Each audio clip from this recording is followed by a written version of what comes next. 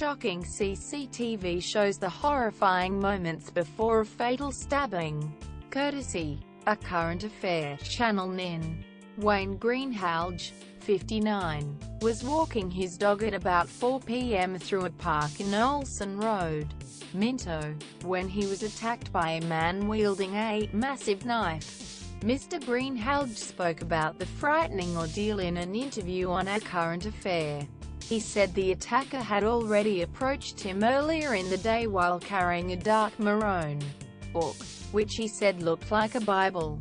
Mr. Greenhalgh thought the man was going to ask for directions. Instead, the man stood very close to the grandfather's face and didn't say a word. He then walked back into his house.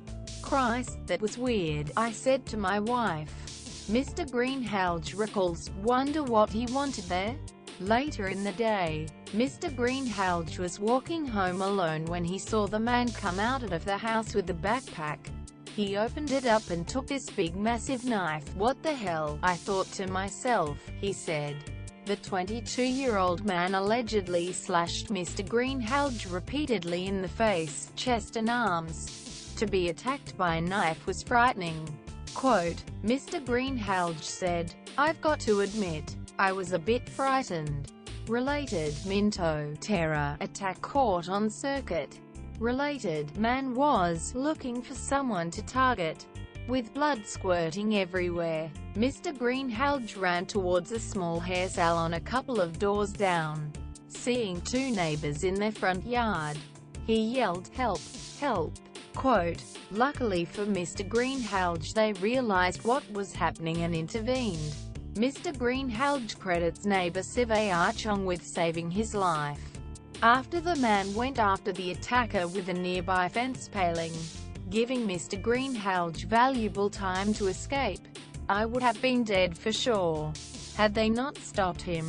Because I was running away. I couldn't even protect myself." Mr. Greenhalgh managed to get inside the salon and the hairdressers locked the door, keeping the attacker out. Despite suffering from stab wounds across his body, Mr. Greenhalgh could only think of others.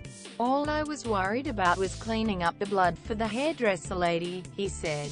"I just thank her for saving my life."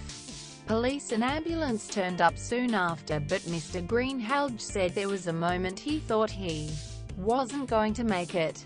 "I've never felt that weak. I was having trouble breathing," he said. "I closed my eyes and I said to myself, I'm going now." Single quote. The cabinet maker was stabbed in the abdomen, chest and neck, but one of his biggest injuries was to his right hand.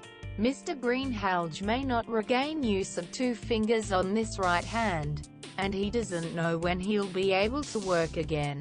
The 22-year-old has been charged with committing a terrorist act and attempted murder. Despite his extensive injuries, Mr. Greenhalgh hopes the attack does not inflame anti-Muslim sentiment. "Please don't go out hurting any Muslim people," he said. "They're bloody good people and they all know me. They're all happy and friendly." He urged people not to stick up for me.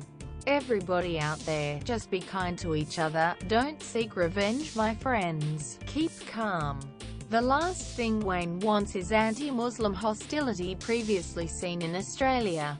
Number 9 ACA https://t:// co. as a 1.